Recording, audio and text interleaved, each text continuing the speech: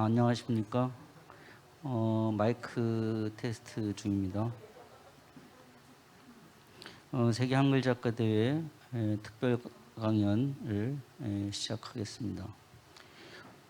마이크 테스트 중입니다. 오케이.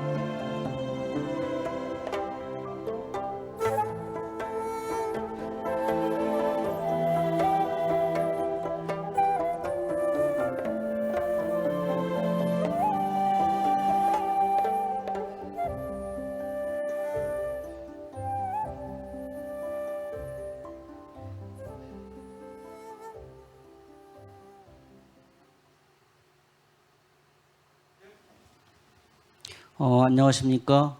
제7회 세계 한글 작가 대회 두 번째 날 행사를 시작하겠습니다.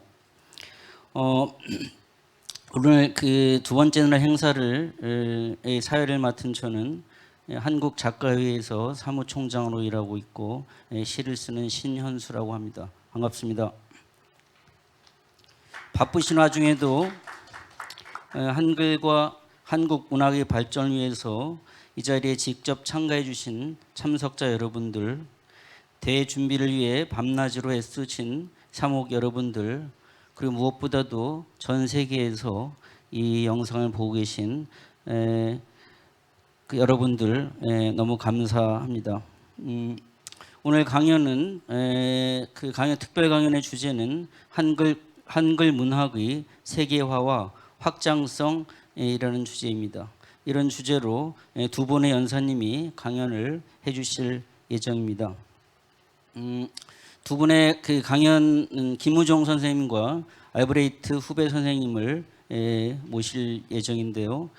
두 분 선생님 역시 바쁘신 중에도 한글의 우수성과 위대함을 알리기 위해서 뜻깊은 대회에 함께 참석해 주셔서 깊은 감사의 말씀을 드립니다. 이번 특별 강연을 통해 전 세계 많은 시청자분들에게 다시금 한글의 우수성과 위대함을 알릴 수 있을 것이라 믿어 의심치 않습니다. 먼저 첫 번째 김우정 선생님의 강연을 듣도록 하겠는데요. 선생님을 먼저 소개를 해드리겠습니다. 선생님의 강연 주제는 한글 문학의 세계화, 사랑과 평화의 문학과 윤동주입니다. 김우정 선생님은 현재 문학 평론을 하시면서 창작 산맥 발행인이십니다.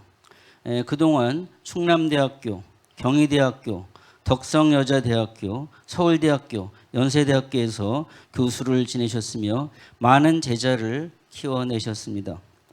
특히 우리 김우정 선생님의 경우 유신 체제 하에서 문학의 자유를 위해 힘쓰다가 투옥되시기도 하셨습니다. 이는 일제하에 마치 우리 독립을 위해 글을 쓰다 투옥되었던 윤동주 시인을 떠올리게도 합니다. 이번 강연의 내용 중에도 선생님이 강연 내용 중에도 윤동주 시인에 관한 이야기가 나오는데 마치 김우정 선생님의 삶과 많이 맞닿아 있는 것 같아서 큰 기대가 됩니다. 그동안 사회활동도 활발히 해오셨는데요. 참여연대의 자문위원, 김우정 문학상 대표, 이호철 통일문학상 자문위원장 등 한글 문학의 발전과 문학을 통한 사회 정의 실현을 위해 노력하신 김우정 선생님의 강연을 지금부터 들어보겠습니다. 박수로 맞아주시기 바랍니다.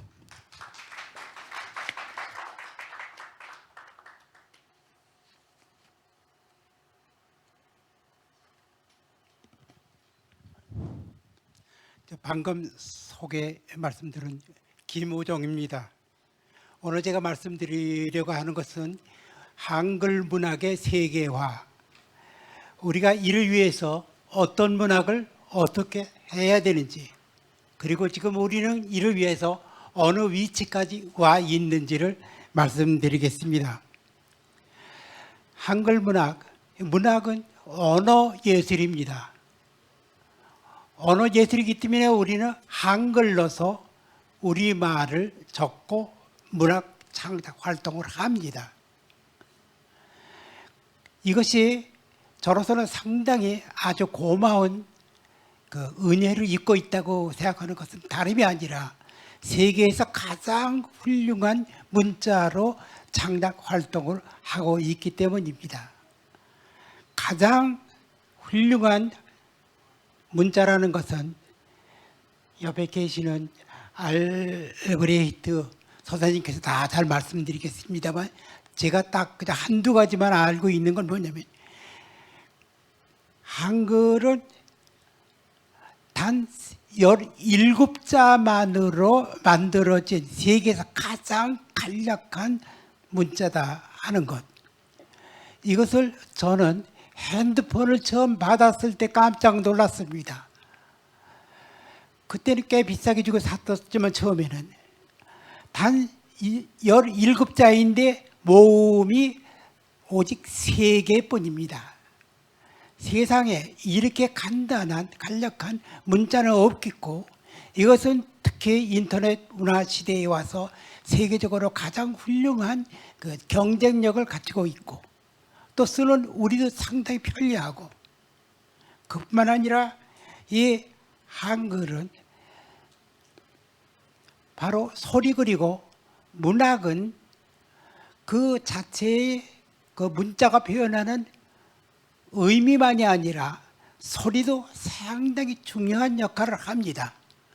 예술성은 그 소리가 지니고 있는 음악성에 의해서도 상당히 많이 도움을 받습니다. 그렇기 때문에 이렇게 훌륭한 문자로서 문학을 한다는 것은 정말 세종대왕에게 깊이 감사드려야 될 지경입니다. 이 언어 예술로서의 우리 한글로 문학을 하는데, 그러면 우리가 세계에서 자리를 잡고 있는, 그리 나가는 한글 문학은 어떤 문학이어야 하는가? 결론부터 말씀드리자면은 우리 한글 문학은 다른 무엇보다도 사랑과 평화를 위한 문학이라야 된다고 생각을 합니다.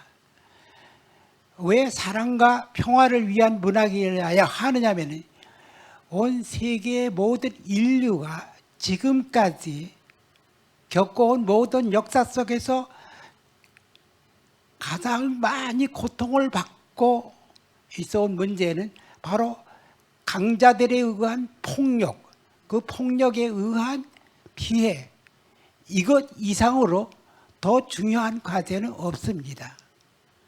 폭력은 우리들의 모든 것을 앗아가 버리죠. 목숨을 앗아가고 모든 재산을 앗아가 버리고 우리들의 가족 속에서의 사랑을 앗아가 버리고 모든 것을 잃어버리기 때문에 이보다 더 중요한 과제가 없고, 문학은 이 과제를 끌어안고 모든 문인은 이를 위해서 고민을 해야겠다. 그런 문학이라야 소위 세계성을 가장 먼저 지니게 된다고 생각을 합니다. 이런 의미에서 사랑과 평화를 위한 문학을 우리는 어떻게 해야 될 것인가? 물론 우리가 세계의 사랑과 평화를 위해서 할 수 있는 많은 일들이 있습니다만은, 그 중에서 우리 예술 분야에서 말하자면은 음악, 미술, 연극, 영화 등 많이 있습니다. 가령 음악의 경우에 요즘 같으면은 그 방탄소년단이 세계 무대에서 소위 한류 바람을 일으키면서 참으로 많은 활동을 하고 많은 사람들에게 기쁨을 줍니다. 그런데 음악이라는 것은 문학만큼 이 세상에서 우리가 닥치고 있는 중요한 문제를 실제적으로 많이 설명해 주지 못합니다.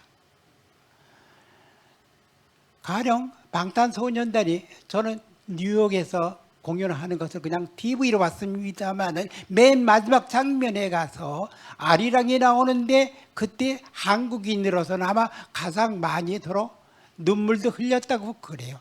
저도 흘렸습니다. 그런데 아리랑은 무엇인가? 그 가사를 통해서 전해주죠. 그 가사 속에는 우리가 참으로 일제 그 치하에서 얼마나 고통을 받았는지 그 한과 그 눈물을 표현하고 있고, 그것은, 그 가사는 문학입니다. 그것이 문학 속에 섞여 있으면서 훨씬 더 많이 감동을 증대시키는데, 그러나 일반적으로 그런 예는 그리 많지 않습니다. 그러므로 이 음악이 갖고 있는 한계와 더불어 다른 분야를 말하자면은, 가령 미술 분야를 말하더라도 김석영인가 한 두 분이 만든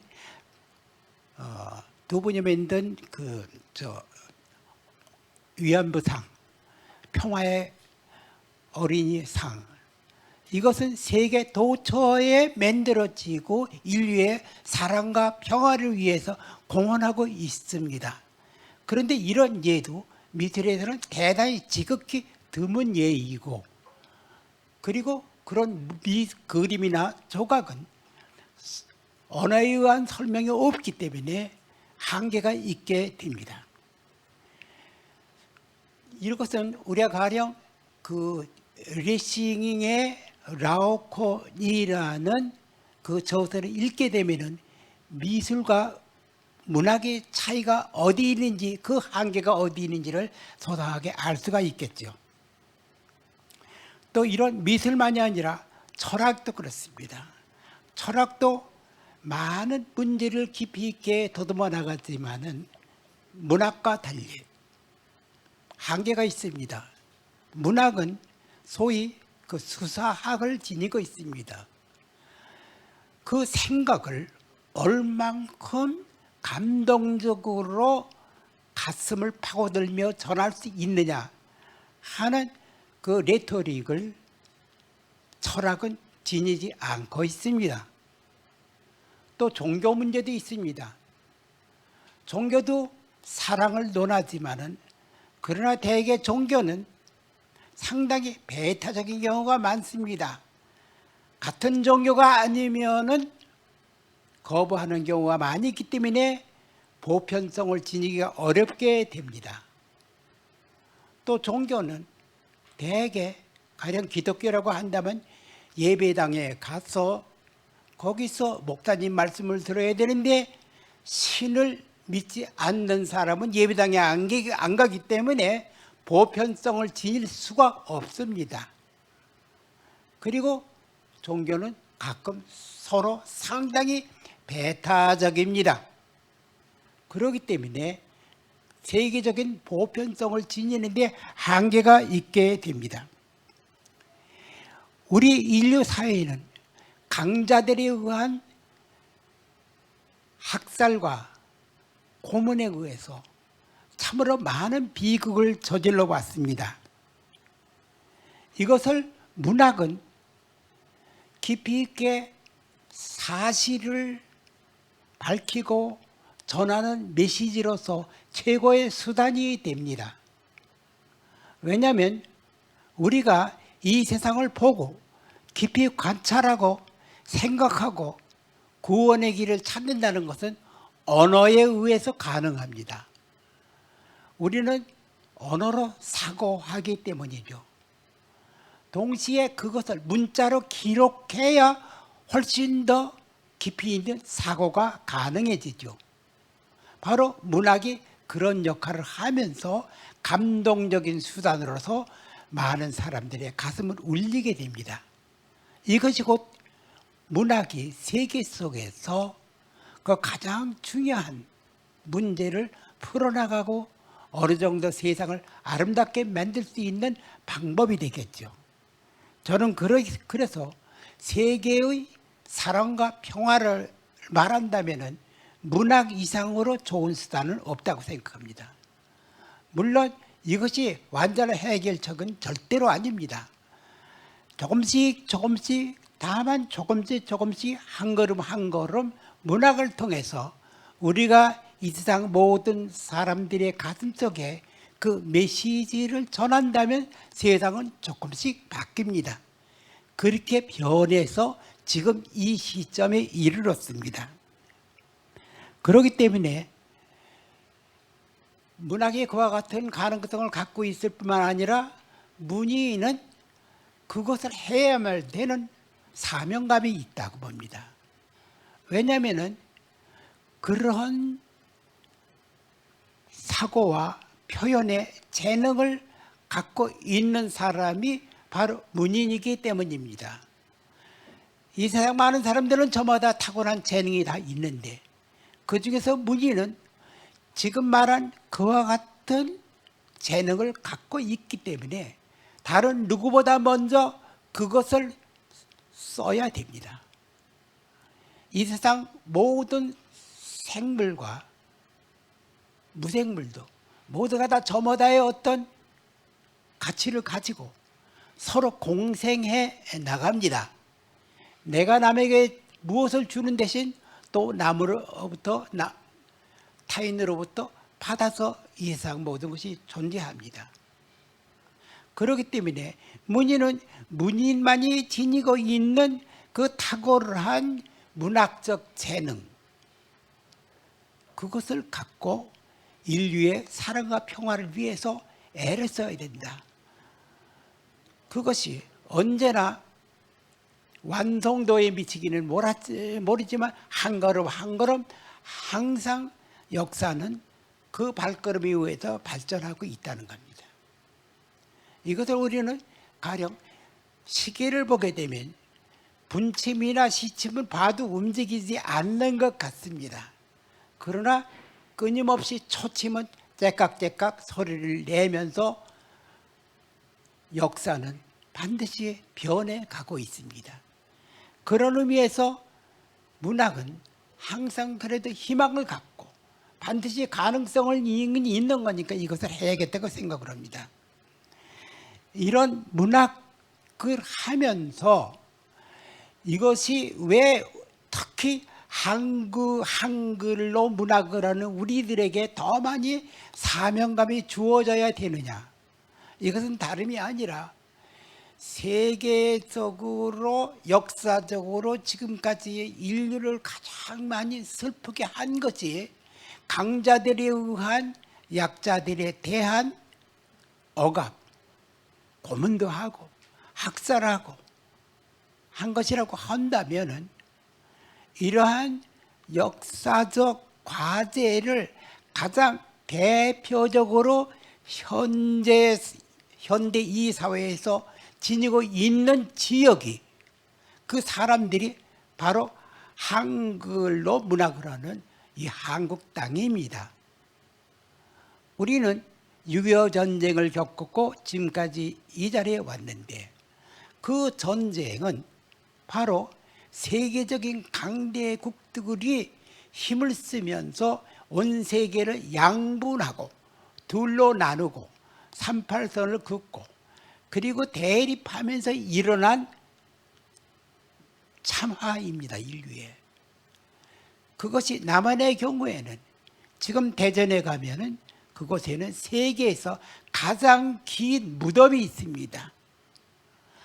아직 많은 것이 제대로 알려지지 않았지만은 우리가 소위 제노사이드라고 하는 인종학살과 거의 비슷하게 적이라면은 모조리 죽이는 그런 발상 속에서 그런 비극이 일어났으며 우리 문학은 때때로 그 속에서 과오를 저지르기도 했습니다. 가령 적이라면은 어린애도 그리고 늙은 애비도 죽여야 마땅하다는 문학까지도 단편 소설이지만 그것을 한 것이 우리나라입니다.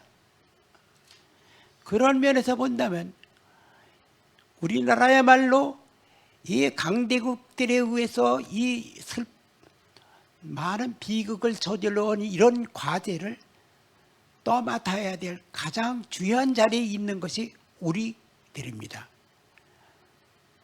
또 그러고 이런 문제 때문에 우리나라는 세계적으로 이런 사랑과 평화를 주장하는 문인으로서 조금 염치가 없기도 합니다.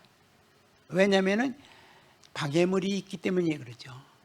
아직 우리는 친일 문학을 청산하지 못했습니다.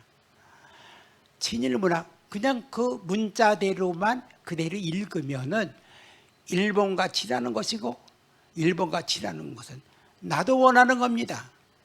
그리고 가까운 친구도 많습니다. 그렇지만 친일 문학은 전쟁 문학이고 그 전쟁 문학은 참혹한 학살을 정당화하고 미화한 문학이며 우리 민족을 배반한 문학입니다. 그 친일 문학은 아직 제대로 많은 사람들이 알고 있지도 못하지만은 소위 반민법이 박살나고 난 일로 말미암아 친일 청산은 되지 않았습니다. 친일 청산 왜 이것을 해야 되느냐? 이것은 전쟁 문학이고 이것은 인류의 학살을 미화하고 선동하면서 인류를 가장 슬픈 경지로 몰아넣는 문학이기 때문에 청산해야 되는데 그것은 청산이 되질 않고 오늘에 이르렀습니다.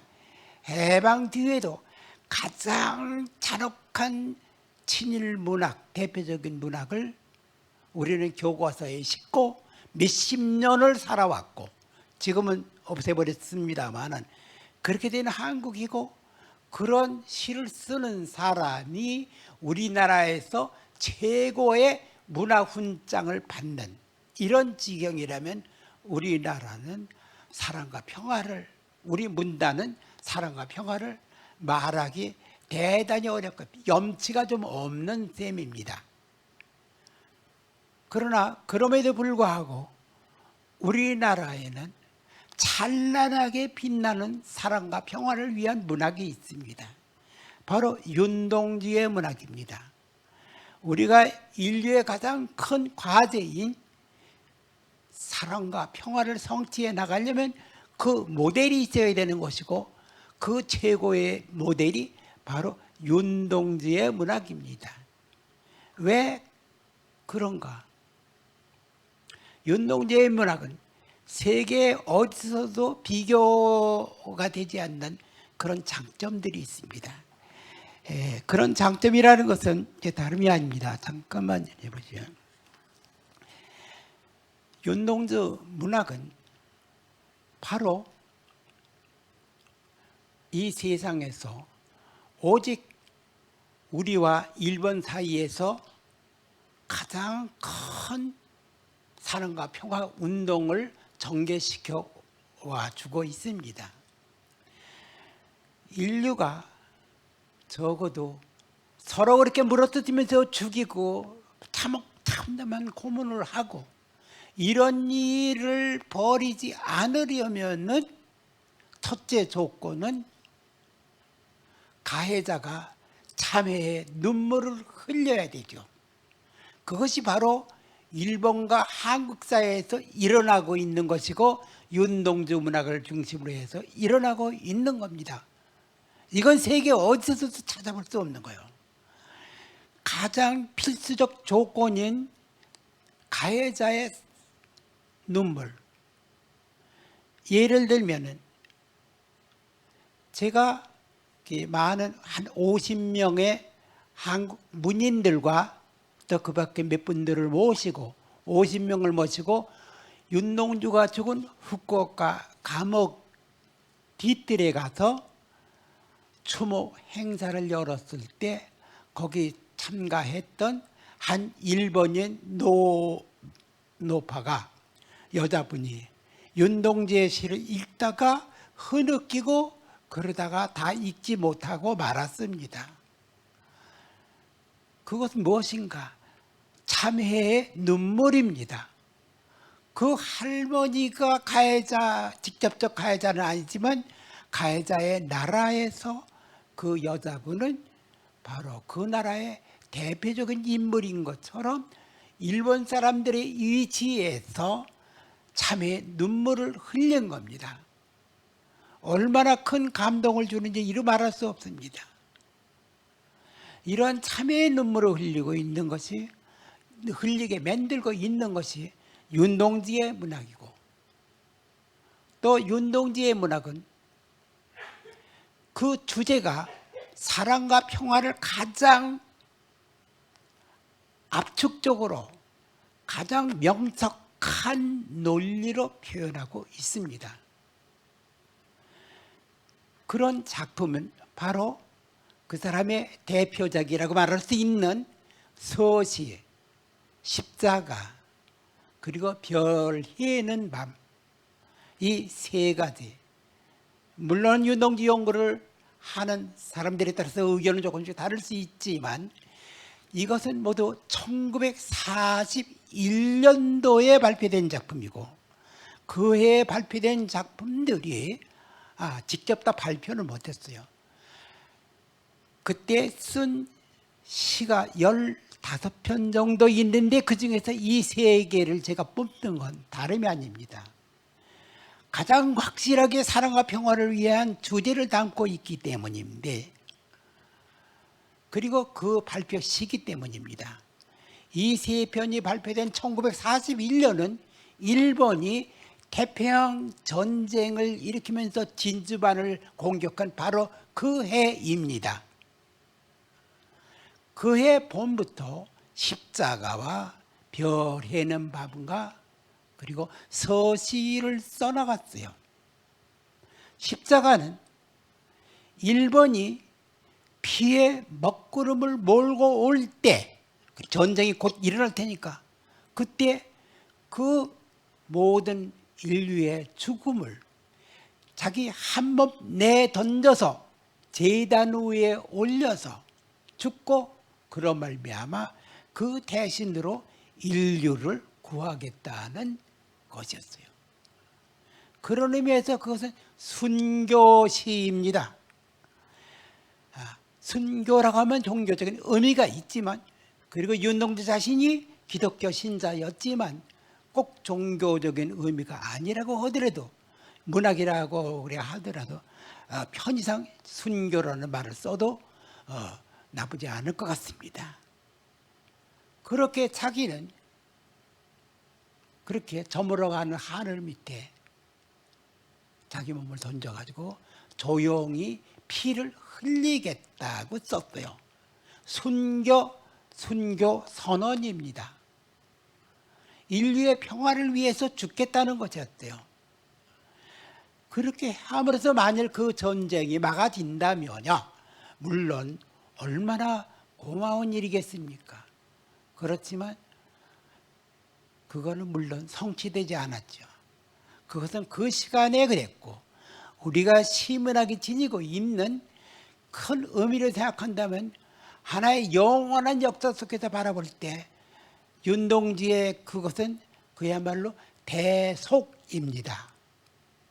대속이라는 것은 자기가 대신 제물이 됨으로써 이 세상 많은 사람들을 구한다 하는 의미의 대속인데, 지금 윤동주의 문학이 그와 같은 사랑과 평화 운동을 세계 무대에서 일으키고 있으니까, 이로 말미암아 만일 이것이 더 많이 확대가 돼서 이 세상의 전쟁의 횡포를 조금이라도 막을 수 있다면, 완전히 막으면 더 좋겠지만 한 걸음 한 걸음이라도 막을 수 있다면 이것은 훌륭한 대속입니다. 실제로 일본에서는 윤동주의 문학을 사랑하는 사람이 그 역할을 강력하게 추진하고 있어요. 예를 들면은 윤동주의 그런 문학을 사랑하는 사람들이, 어떤 분은 서예 활동을 하면서 자기의 서체로서 윤동주 서예전을 엽니다. 그것은 많은 일본인들에게 감동을 줍니다. 그리고 그 사람이 죽었을 때 많은 일본인들이 그를 추모하며 글을 쓰고 그 글을 모아서 문집을 냈습니다. 문집은 제가 좀 관여를 하고 있는 창작산맥에서 냈고, 돈은 창작산맥 회원 한 분이 부담을 했습니다. 그리고 출판기념회를 한국에서 했습니다. 이와 같은 것은 한일 간의 과거의 그 원수 같은 관계를 깨뜨려 버리고 서로 사랑하고 온 세상에 사랑과 평화의 목소리를 던지는 겁니다. 이것은 그 다나카 유운이라는 분에 관한 얘기인데, 이것만이 아니라 지금 우리는 이 윤동주 사랑을 위해서 많은 애를 쓰고 있는데, 일본에서는 1994년도에 저하고 만났던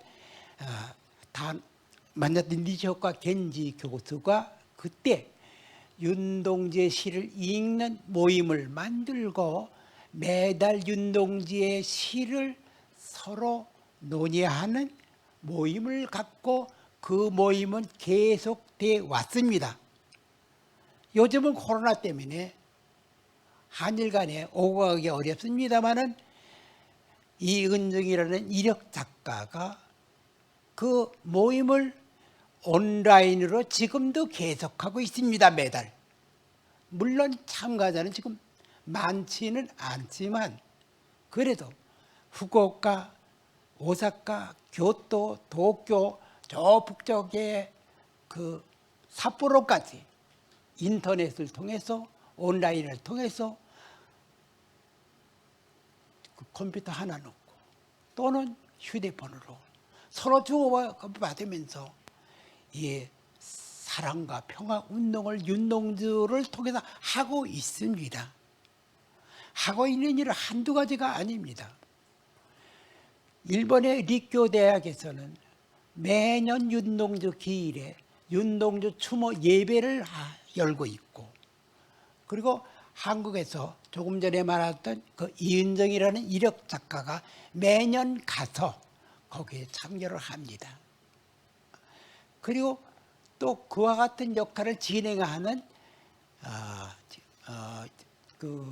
야나기하라 야스코라는 여자는 윤동주에 반해서 깊이 빠지다가 그것이 그 사람의 업이 돼버리고, 그리고立教 대학에서 매 그 행사를 추진하고 있습니다. 그리고 윤동주를 지킨 후쿠오카 형무소 뒷뜰에서는 매년 그 추모 행사가 벌어집니다. 사실은 제가 좀 간절해서 그때 처음으로 시작을 했습니다.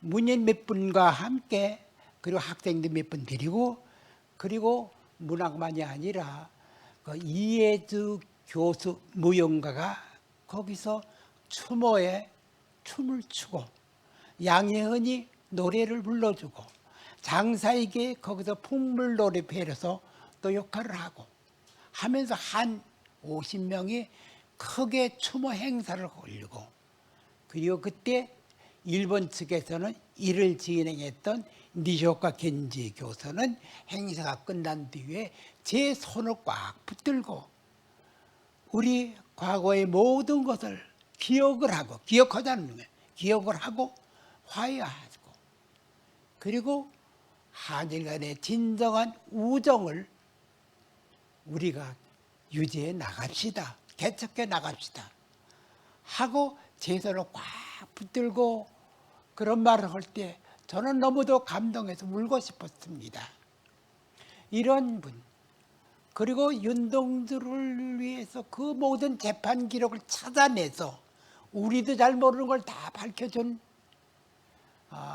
이북희 교수, 그리고 그 시집을 내준 분, 그리고 또 오모라 마쏘 그 교수는 1년 동안 저 중국의 용종 윤동주의 고향에 가서 머물면서 사라져버렸던 그의 묘를 찾아내고 그를 위해서 계속해서 많은 연구를 했습니다.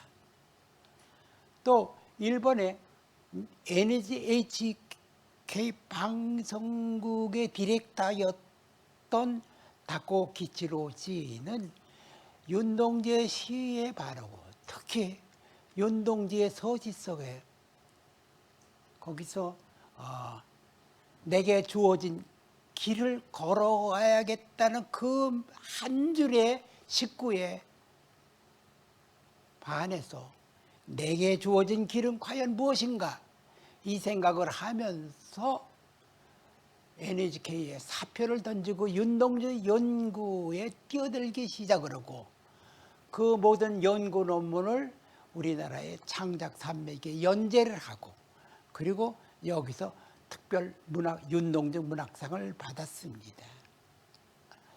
이런 것 등등 너무도 많은 일들이 벌어지고 있습니다. 일본의 이바라키 노리코라는 그 시인은, 그분은 내가 가장 예뻤을 때라는 시집이 우리나라에도 번역이 돼 있는데, 그 시에도 나타나지만은 윤동주를 생각하면서 한글로의 여행을 일본의 현대문 교과서에 실었고, 그리고 동시에 일본이 과거에 저질렀던 관동 대진저해를 비난하고, 일본이 저질렀던 태평양 전쟁을 바카라시, 그 일본 말입니다만은 참 바보 같은 멍청한 짓을 했다고 욕을 쓰고, 그리고 아사히 신문에도 계속해서 뭐 연재를 했습니다만, 그렇게 우리나라를 사랑합니다. 그리고 그대로 모두 다는 아니겠지만 상당히 많은 분들이 한글을 공부하고 한국어를 공부합니다. 그리고 더러는 가끔 저한테도 물어보면서 전화가 오고 해서 서로 사랑의 우정을 서로 나누게 됩니다. 이런 것들이 쭉 계속되면서 이들이 하는 것 중에서 무엇보다 또 중요한 것은 시비건립입니다. 시비건립. 거기 윤동주가 다니다가 말았던 저 교대에 있는 대학, 그 그 우리 말로선 동지사대학, 도시사 대학에 윤동주의 시비가 건립이 됐고, 그리고 그 뒤에 몇 군데 더 세워졌습니다. 일본 정부 당국이 강력하게 반대하는데도 무릅쓰고 시비를 건립하는 이유는 그것을 세워야지만 일본인들의 후 세대들도 그것을 보고 여기 왜 윤동주의 시비가 있는가를 묻게 되고, 얼마나 바보 같은 나쁜 짓을 했는가를 보며 반성을 하게 되고, 전쟁을 막게 되고, 그 목소리를 크게 전하면서 세계의 사랑과 평화에 이바지하겠다는 것이 시비 건립 운동입니다. 하다가 실패한 경우도 있습니다. 아베 정권이 허락을 안 해요. 그렇지만 계속되고 있습니다. 이런 역할 등등 참으로 많은 일들이 벌어지고 있어요. 이런 것을 통해서 보면은 이 가해자가 흘리는 참회의 눈물, 그건 참회입니다. 과거에 우리 참 잘못했다. 이 참회의 눈물이야말로 진정한 인류의 사랑과 평화를 위한 눈물이고, 그것이 문학으로 나타났을 때 강력한 전파력을 갖게 됩니다. 이렇게 됨으로써 지금 한글 문학의 세계화는 특히 일본과 우리와의 관계, 가해자와 피해자 사이에서 참여하고 용서하고 우정을 나누는 작업으로서 시작이 되고 계속 전개가 되고 있습니다. 그리고 이것은 한글이 갖고 있는 우수성도 상당히 큰 보탬이 됩니다. 그것은 세계 어느 나라도 가질 수 없는 강력한 경쟁력을 갖고 인터넷 문화를 통해서 전파력을 갖고 있기 때문에 그렇습니다. 핸드폰 하나만 가지고도 시몇 줄을 온 세계로 전달할 수 있고 대화를 나눌 수 있고, 그리고 한국이야말로 꼭 이것을 해야 되는 나라이기 때문입니다. 한국만고 아직까지 계속되고 있는 강대국들의 양립과 이로 말미암아 비극을 실제로 그 피해를 당하고 있는 나라가 우리나라이기 때문입니다. 그러므로 우리 한국이야말로 이런 윤동주 문학을 하나의 모델로 삼고 이것을 세계로 전파시킬 수 있는 기점으로 삼아서 바로 우리 문학이 세계 무대에서 사랑과 평화의 주제를 갖고 하고 큰 역할을 할 수 있음을 제가 마지막으로 말씀드릴 수 있겠습니다. 시간이 다 돼서 이만 그치겠습니다.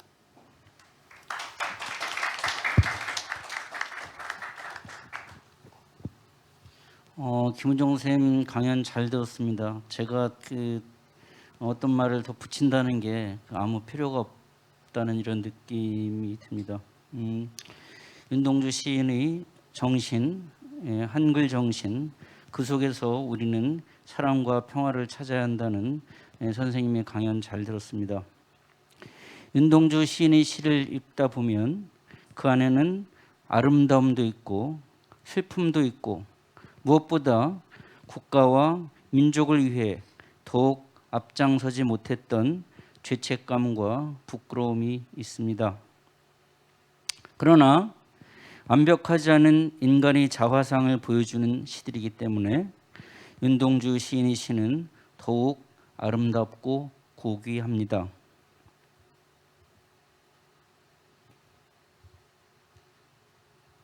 무엇보다 윤동주 시인은 일제압제 시로서 문학으로 투쟁한 투쟁가이자 가장 낮은 곳에 있던 민족들을 위해 눈물을 흘린 시인입니다. 또한 윤동주 시인은 시로서 세종대왕의 한글 창제 정신을 실현한 시인입니다. 가장 낮은 곳에 있었던 백성들을 생각했던 세종대왕의 애민 정신이 가장 낮은 곳에 있는 우리 민족을 향한 사랑과 평화의 시로 나타났기 때문입니다. 저 개인적으로는 선생님의 강연을 들으면서 친일문학이 단순히 친일문학이 아니라 전쟁 찬양 문학이라는 것을 다시 한번 깨닫는 시간이기도 했습니다. 김호정 선생님 수고해 주신 김호정 선생님 감사드립니다. 두 번째 그 특별 강연 모실 분은 모두에 말씀드렸던 것처럼 알브레이트 후베 선생님이십니다. 선생님의 강연 주제는 한글의 잠재력과 확장성입니다. 알브레이트 후베 선생님은 한글을 오래도록 연구한 한글 학자이자 독일 본 대학의 명예 교수님이시고 한국 덕성여자대학교 교수님이십니다. 독일 본 대학의 첫 번째 한국학 교수님이셨고 한국에 오셔서 서울대학교, 한양대학교, 성균관대학교 등에서 한글에 관한 강의를 하셨습니다.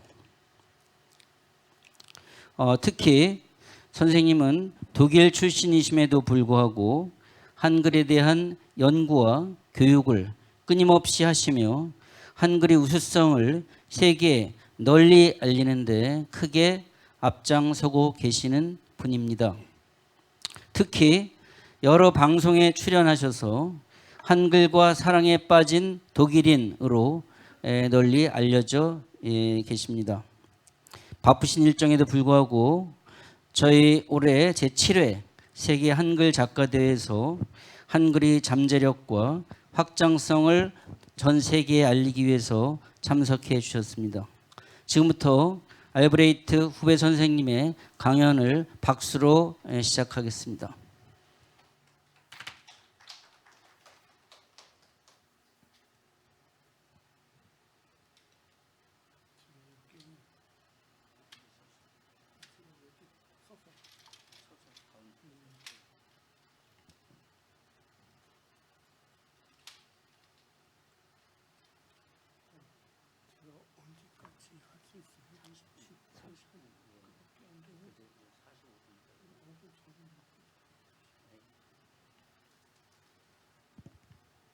안녕하세요. 정말 솔직히 말씀드리면 조금 소름이 끼칩니다. 제가 17년에 처음에 한글 작가 대회에 경조에서 초대받았을 때 시인님들하고 작가님들 따뜻한 응원으로 정말 힘이 되었습니다. 계속해서 한글에 대한 연구하고 발표할 수 있는 힘을 받았습니다. 그래서 우리 아내하고 같이 왔는데요. 그 아내 이름으로 이번에도 초청을 받게 되어서 정말 깊은 감사를 드립니다. 제가 오늘 발표하고자 하는 제목은 세종대왕과 라이프니츠는 무슨 연관성이 있을까 하는 것입니다. 답을 맨 끝에 드리겠습니다. 우리 서울 광화문 가면 세종대왕 동상 옆에 그 한글 자모 개소와 순서를 자주 보게 되는데요. 이 개수와 순서는 훈민정음 예의와 동일합니다. 누구나 다 알고 있습니다. 하지만 그 개수와 순서는 어디서 나왔는지 궁금하게 됩니다. 이거 나중에 더 말씀드릴 수 있지만은 28자 있는 것은 우연한 것이 아닙니다. 그 이유는 어디 있을까요? 근데 현재 한글 상태를 보면 그 개수와 순서가 아주 혼돈된 상태입니다. 한글 맞춤법에 의하면 24개 자모밖에 없고 옛 글자도 없고 순서도 아래에 있는 세종대왕 정한 순서대로 되어 있지는 않습니다. 한글 맞춤법에 더 들어가면 혹시나 새로운 구분으로 서소리 글자, 가운데 소리 글자, 끝소리 글자, 즉 받침으로 되어 있는데요. 자세히 보면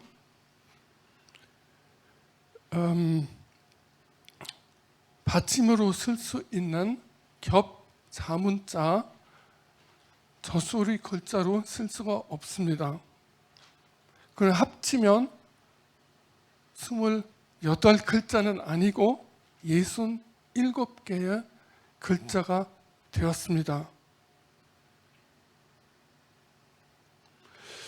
그래서 예를 들면 값을 컴퓨터로 쓸 수가 있지만은 근데 어떤 이유인지 지금 설명할 수가 없지만은 이 시읒 받침 순서를 바꿔서 쓸 경우에는 컴퓨터로 불가능합니다.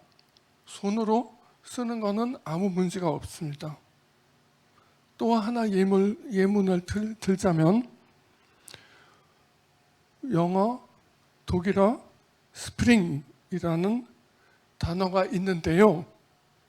앞에는 자음자 3개 있습니다. 이 스프링이라는 것은 한 음절로 쓸 수가 있습니다. 하지만 우수한 한글인데도 제가 약간 좀 비꼬아서 얘기하는데요. 일부러 한글로 3음절로 나누어 써야 됩니다.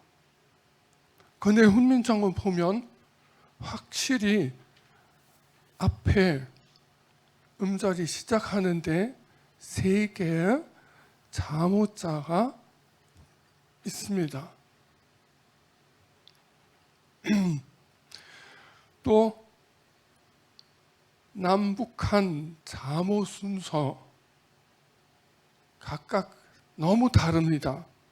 자세히 볼 필요가 없지만은 너무 다릅니다. 손으로 쓸 때는 문제가 없지만은 컴퓨터로 쓸 때 요새 우리 컴퓨터 없이 살 수가 없는데요. 컴퓨터로 쓸 때는 이 순서가 다르면 무슨 호환성도 없고 정말 문제 많이 일으키는 겁니다. 잠깐만요.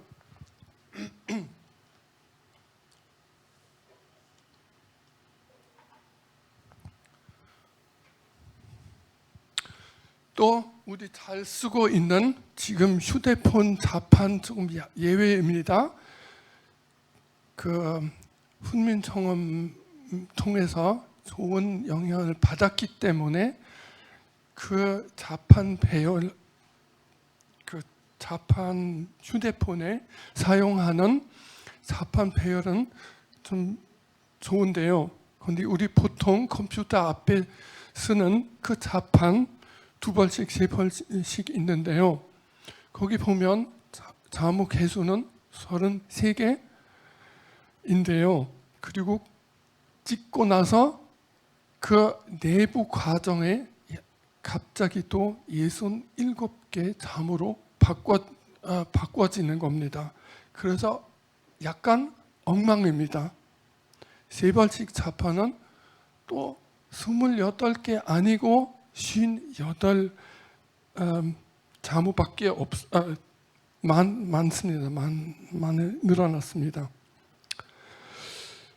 그래서 이거는 예를 들면 밥을 쓰려고 하는데 우연히 실수로 법 썼습니다. 영문이면 이 잘못 찍은 하나만 바꾸면 됩니다.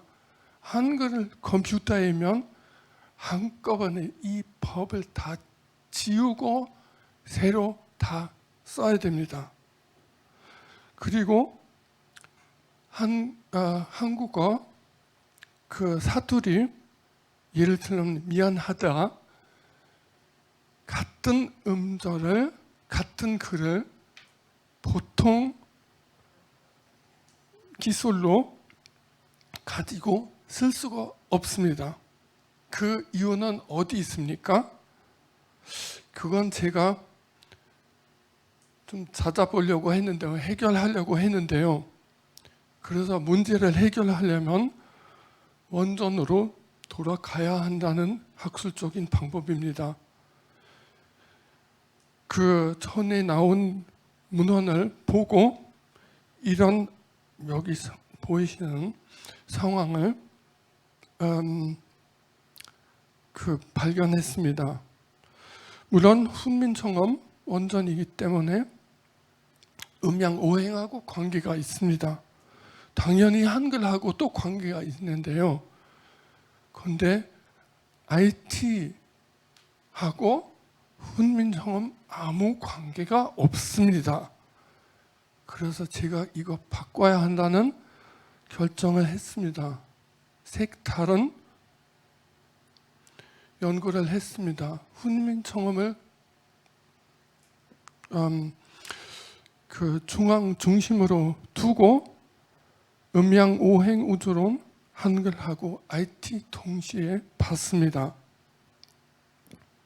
그래서 혹시나 처음에는 많은 사람들 이 사람이 좀 IT하고 훈민정음하고 무슨 관계를 맺는지 정말 이해 못한다고 지금 좀 지나친 접근은 아닌가 생각했을 거예요. 제가 이 연구를 시작할 때 독일 유명한 언어학자인 페터 아이센바흐 교수가 1996년 아니면 97년에 도입한 전체론적인 메타 모델을 아마 문자 모델을 이용했습니다. 여기는 일단 4개의 차원으로 나누어져 있다는 것을 알고 계시면 도움이 됩니다. 나중에 더 조금씩 자세히 설명드리겠습니다. 정말 놀라운 것은 이 모델은 1996년, 7년에 도입된 것인데도 놀라운 것은 훈민정음은 이 메타 모델을 완벽하게 벌써 600년 전에 이루어진 것입니다. 그 따라서 한글을 만들었습니다. 지금 조금 그 메타 모델을 설명드리자면, 먼저 기호, 바로 기억, 우리 입 안에 있는 그 모양, 소리하고 연결해야 되는데요. 또 바로 몇 개의 이런 글자, 어떤 순서로, 그건 2번째 단계, 음소, 자소 단계. 3번째, 이 글자를 어떻게 다른 단어로 하고 혼동되지 않게 어떻게 합치는 것은 그 규칙이 거기 3단계에 있습니다. 근데 모든 규칙을 한글인 경우에는 메타 차원에서, 메타 레벨에서 주는 그 대극도의 음양 오행을 표시하는 대극도에 다 담아 있습니다. 현재의 이 메타 레벨 음양 오행하고 한글, 현재 한글하고 띄어 있기 때문에 한글이 이렇게 정확하지는 않습니다. 이런 그림으로 나타냈습니다. 이거 합쳐야 한글이 정말로 아주 그 잃어버린 우수성을 다시 되찾게 됩니다. 그건 바로 이 슬라이드로 표현하고 싶었습니다. 다 그 훈민정음 해례본 다 읽을 수가 없지만은 한글과 땅을 잠깐만 언급하겠습니다. 한글과 땅을 도는 음과 오행뿐이다. 시작과 끝 사이에 대극이 있고 움직임과 고요함 뒤에 음양이 갖추어진다. 하늘과 땅 사이에 존재하는 모든 생명이 어찌 음양을 떠나 존재하리요. 그러므로 사람의 말소리에도 음양의 이치가 있는데 다만 사람이 이를 살피지 않았을 따름입니다. 충분한 훈민정음의 그 IT하고 연결된 정보가 충분히 많습니다. 그래서 이 한글이라는 문자가 어떤 메타 레벨이 있기 때문에, 즉 우주론 원리를 따르는 문자이기 때문에 한글, 다른 세계 문자와 달리 전체적으로 무자의성이 있는 문자입니다. 다른 문자에는 그 기호와 소리, 그 관계하고 모든 기능 다 우연한 것입니다. 그런데 한글만 세계적으로 다 어떤 음양 오행 따르는 세계에 속한 문자입니다. 그래서 이 잠음 순서 재개가 이미 정해져 있습니다. 그리고 이건 바로 IT에 활용할 수 있습니다. 그럼 바로 또 이런 슬라이드인데요. 차목 개수와 순서 통해서 차목 개수와 순서는 정말 IT에서 가장 기본의 기본입니다. 그것 통해서 한글 글자를 부호화할 수 있습니다. 코딩할 수가 있습니다. 거기서 입력, 내부 처리, 출력 다 정확하고 간편하게 해결할 수 있습니다. 그리고 끝에 말씀드리겠습니다만 기타 IT 문제도 이 한글 통해서 다 해결할 수가 있으리라고 믿습니다. 다시 숫자, 한글 잠어 숫자로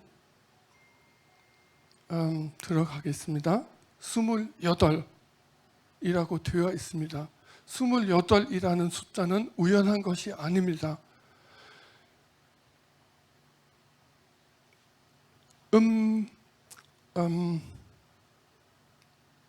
지금 갑자기 생각이 안 나는데요. 그 한 달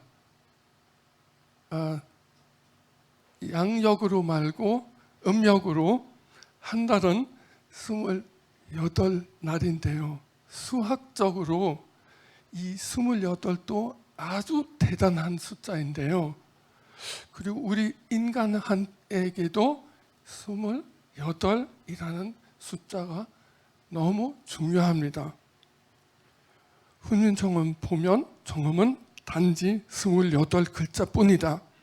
저 소리는 모두 17자입니다. 가운데 소리는 모두 11자입니다. 정확합니다. 음양 지금 조금 그 순서를 더 자세히 보자면 음양 움직이면서 오행이 생깁니다. 그 오행의 상생 순서가 아주 정확합니다. 다음 단계로 보자면 훈민정음 보면 오행 따라 기본 글자도 하고 관련시킵니다. 그래서 기본 글자가 한글 기본 글자가 자연적인 순서가 있습니다. 모든 글자를 연구하자면 제가 그 연구를 했는데 그 28개의 한글 자문은 순서를 가지게 됩니다. 먼저 모음, 다음 자음, 이어 해례본 따르는 순서입니다. 모든 글자는 또 오행하고 깊은 관계가 있습니다. 이 순서를 바꿀 수가 없습니다. 단 세종대왕이 예편에 쓴 순서하고 조금 다릅니다. 그런데 자세히 보면 세종대왕이 정한 순서도 오행 따르는 순서입니다. 이 차이 서로 차이 있다는 것은 이유가 있습니다. 그거는 제 책을 보시면 나옵니다. 그래서 바로 이 정확한 순서가 있기 때문에 한글 글자가 정확한 체계적인 순서가 있기 때문에 이 코딩도 아주 정확합니다.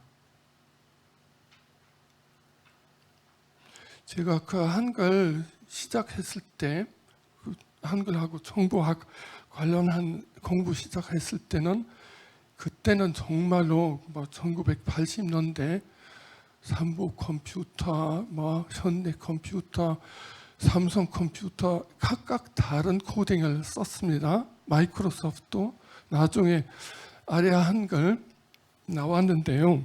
그거는 다 그 순서가 쉽게 얘기하자면 엉망이었습니다. 그런데 훈민정음 보면 이 한글이 아주 정확한 순서를 가지고 있기 때문에 정확한 코딩이 가능합니다. 한 단계를 더 나가면 오행도 우리 손가락하고 연결되어 있습니다. 그래서 오행 통해서 그것도 한 수학적인 규칙 따라서 오행 통해서 손가락하고 글자를 연결시킬 수 있습니다. 그래서 엄지손가락은 응하고 그가 관련된 것을 찍으면 됩니다.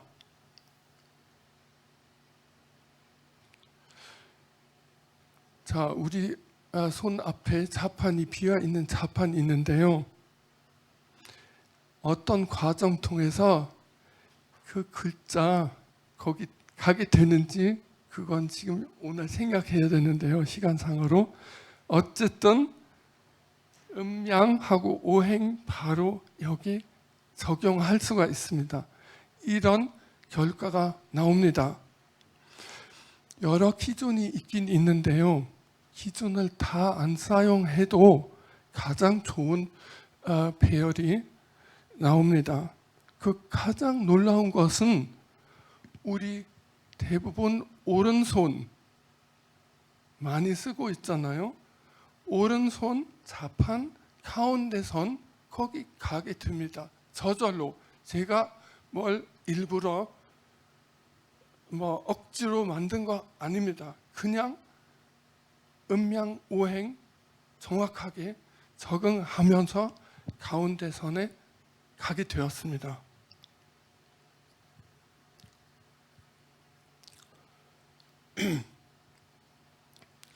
또 하나 문제는 왜 한글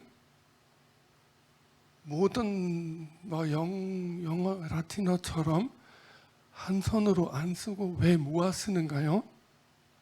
그리고 몇 글자가 거기 들어갈 수, 한 다발에 한 음절에 몇 글자가 들어갈 수가 있는가요? 수없이 많이 들어갈 수 있나요? 아니면 제한된 숫자인가요? 훈민정음 보면 다 읽을 수 없지만 답이 나옵니다. 끝소리 글자에는 젖소리 글자를 다시 쓴다.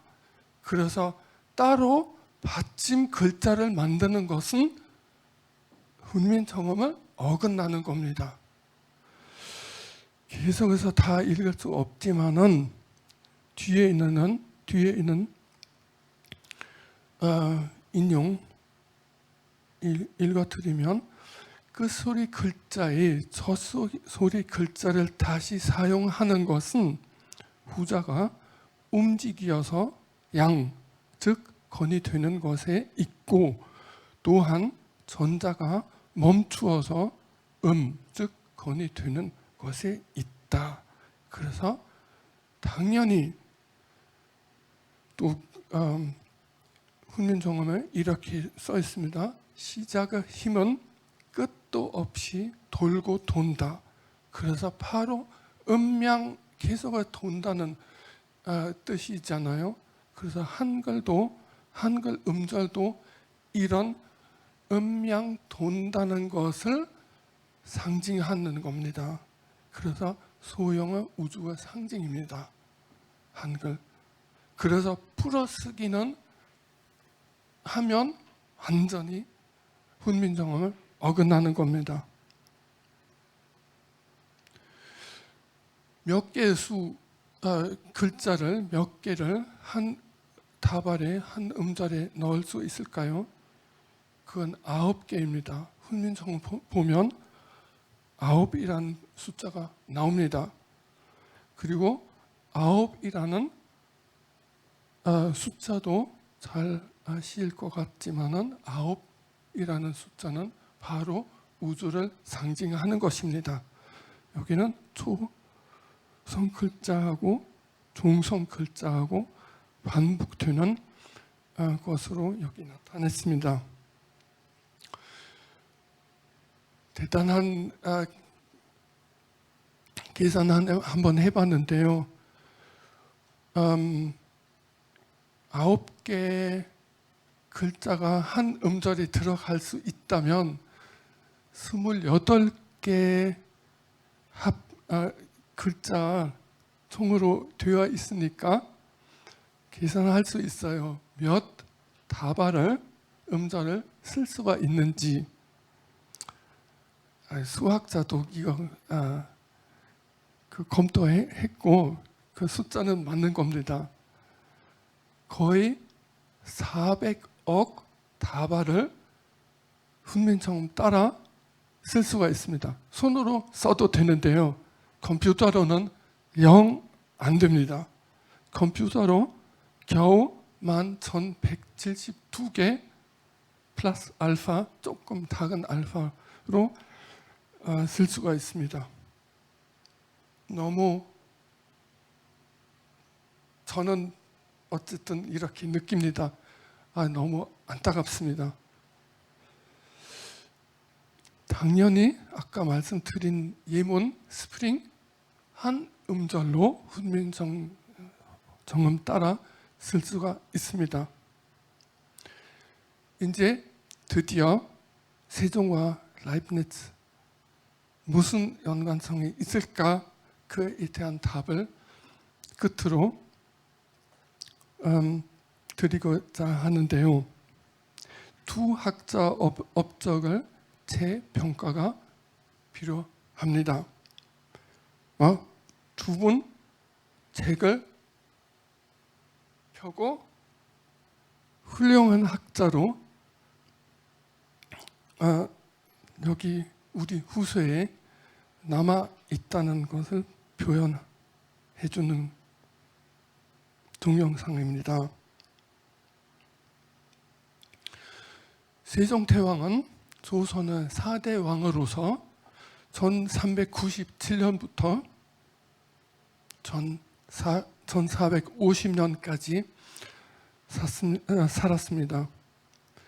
그 필생 작품 중에 농사직설, 또 향약집성방 등등 그 중에 당연히 훈민정음인데 1446년에 나왔습니다. 세종대왕은 책으로 낸 연구 업적을 책으로 낸 것 없고 살아 있을 때 수많은 편지로 이 연구 결과를 발표했습니다. 이 1697년에 어떤 왕한테 어떤 편지를 썼는데 바로 이 편지에 이진법에 대한 설명을 해주었습니다. 참 재미있습니다. 1446년 200년 후에 라이프니츠가 독일에서 태어났습니다. 예, 그거 어쨌든 서로 다른 세대, 다른 곳에 살았기 때문에 서로 만나지는 못했고, 그리고 라이프니츠도 그 세종대왕에 대한 언급도 하지는 않았습니다.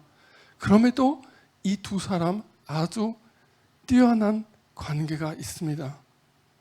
어떤 관계인가요? 아주 간단하게 너무 간단하게 생각할 수 있지만 이 연관성은 이진법입니다. 라이프니츠한테는 0, 1로 된 이진법인데요. 세종대왕은 끊어진 선하고 이어진 선인데요. 결국 이진법입니다. 서양적인 이진법, 동양적인 이진법입니다. 그리고 이 이진법은 우리 세대에 얼마나 중요한 역할을 하고 있는데요. 누구나 다 알고 있죠. 라이프니츠한테는 영은 무를 표시했는데요. 영, 무, 일은 신, 하나님이라는 뜻이라고 얘기했습니다. 그런데 솔직히 이 라이프니츠 개발한 이진법은 무하고 신하고 아무 관계 없습니다. 그냥 수학적으로 다 해결했습니다. 그것 때문에 라이프니츠가 한국에도 컴퓨터 아버지로 인정받고 있습니다. 거기서부터 이 컴퓨터가, 우리 쓰고 있는 컴퓨터가 거기서부터 시작했기 때문에, 이런 이진법 때문에. 그리고 그 위키피디아에 그 컴퓨터 그 개척자 명단에 맨 밑에 라이프니츠 당연히 언급되어 있는데요. 지금 세종대왕을 한번 보십시다. 끊어진 선은 이어진 선은 양인데요. 이 양, 바로 오행과 더불어 완전한 우주론을 의미하는데요. 끊어진 선, 이어진 선을 각각 0, 1로 표현할 수도 있습니다. 다른 한국 사람도 이렇게 해본 적 있습니다. 별 차이가 없습니다. 어떻게 표현하는지 그건 관계 없습니다.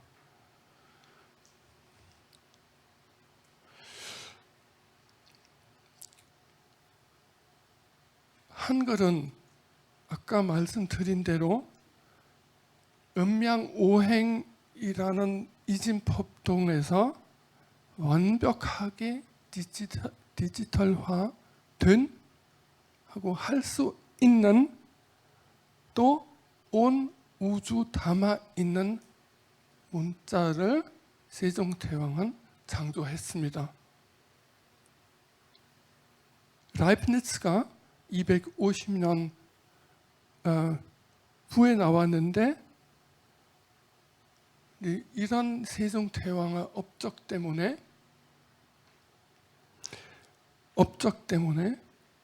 오히려 라이프니츠 컴퓨터 아버지이라고 하면 세종대왕은 컴퓨터의 큰 아버지이라고 해도 틀리지 않다고 생각합니다.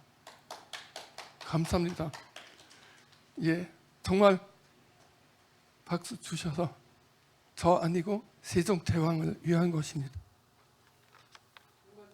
끝으로 아주 재미있는 질문이 남았습니다. 제가 처음에 17년에 경주에 있었을 때는 막 이런 질문이 막 떠올랐어요. 그래서 속은 너무 긴장했었어요. 라이프니츠가 돌아가셨을 때 유물 중에 64궤도가 발견되었습니다. 이 64궤도가 북경에 있던 다른 신부통에서 선물로 받았습니다.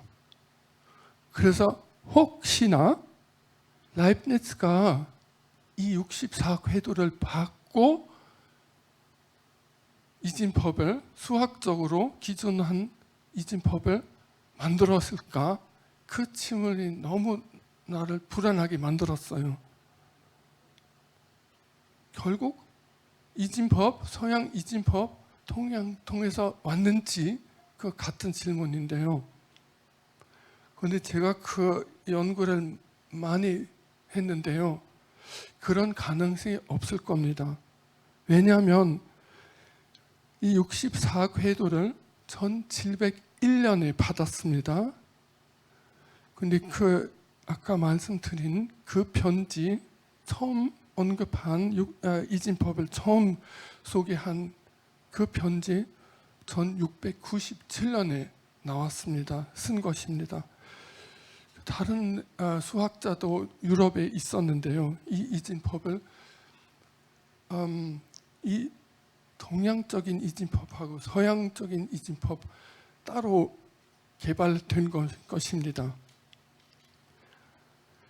그리고 라이프니츠는 이 이어진 선하고 끊어진 선, 이 두 선을 이진법인지 알았습니다만, 그런데 그 순서하고 그하고 관련된 그 우주론, 그건 라이프니츠가 몰랐습니다.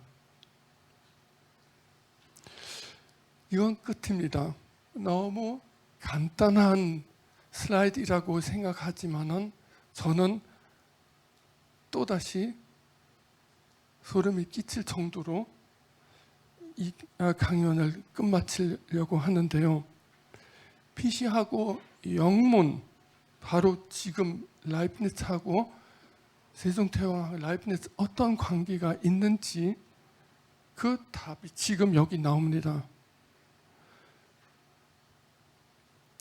피시하고 영문 연결하면 그 기존 그 작동 기조는 바로 수학적인 이진법밖에 안 됩니다. 그런데 피시하고 원래 훈민정음 따르는 한글하고 연결시키면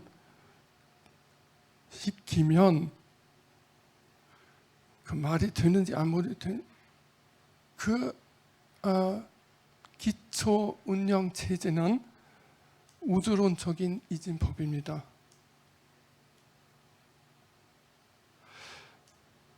음양 띄어놓을 수 없는 것처럼 이 두 동양과 서양의 이진법 합쳐야 우리 인간에 도움을 준다고 확신합니다. 이것으로 지금까지 그 AI 인공지능 지금까지 그냥 서양 수학적으로 해결하려고 하는데요. 한계가 많습니다. 특히 아주 심한 한계는 이 수학적인 이진법을 따르는 그 인공지능은 인간을 잊어버린 인간다운 것을 잃어버리는 방법입니다. 이 동양적인 이진법, 서양 이진법을 합치면 이 앞으로 이런 인공지능 문제를 인간답게 정말 강조해야 됩니다. 인간답게 해결할 수 있다고 확신합니다. 감사합니다.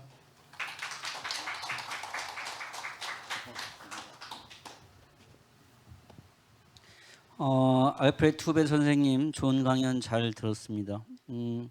플로에 계신 선생님들, 그다음에 그 영상을 통해서 전 세계 시청하신 여러분들 어떤 생각이 드셨는지 모르겠는데요. 저는 굉장히 부끄러움을 느꼈습니다. 전 개인적으로 평생 학교에서 국어를 아이들에게 가르쳤는데 제가 처음 들어보는 얘기, 모르는 얘기가 너무 많이 나와서 굉장히 좀 부끄러움을 느꼈고요. 특히 28자가 그 음양에서 그 달이 그 음력에서 한 달이라는 이런 이야기는 그 사실 처음 듣는 이런 얘기들이어서 많이 좀 부끄러움을 느꼈습니다. 선생님은 평소 가장 존경하는 인물로 세종대왕님을 자주 언급하셨습니다. 단순히 존경할 뿐만 아니라 오랜 시간 연구와 분석을 통해서 한층 더 한글의 위대함과 독창성을 전 세계에 널리 알려주고 계셔서 정말 감사드립니다. 선생님이 강연에서 나타난 것처럼 한글은 만든 분이 밝혀져 있고 너무나 과학적이고 철학적인 세계에서 유일무이한 문자입니다.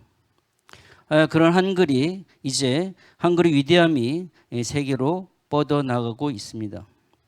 제7회 세계 한글 작가대회의 남은 일정들을 통해서 한글의 위대함이 더욱 널리 알려지는 계기가 되기를 바랍니다.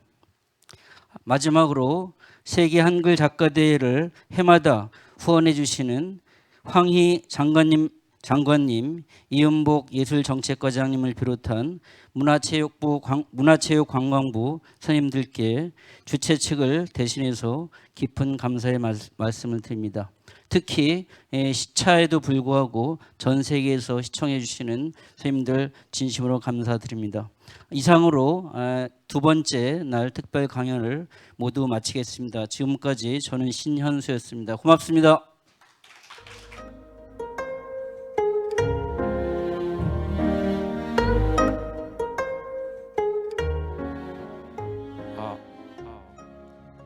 예, 제7회 세계 한글 작가 대회 오늘 사회 일부 사회를 맡아주신 우리 신현수 선생님께 박수 한번 좀 쳐주시고요.